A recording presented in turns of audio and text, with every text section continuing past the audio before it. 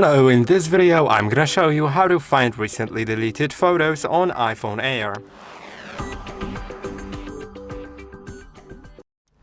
To find your recently deleted photos, you should first I'm gonna go to the Photos app and I'm gonna delete a photo, just like that.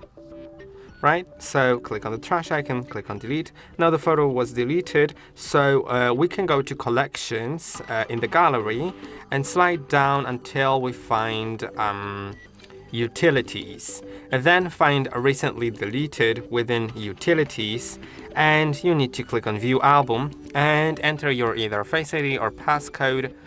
So I'll just confirm with my Face ID. Now I can just simply click on select, and or I can just go to the photo, right? But I could also click on select and select that photo.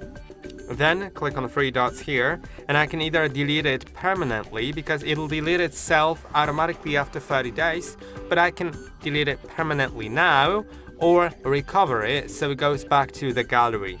I'll delete it permanently. And now I can go back, and that will be about it.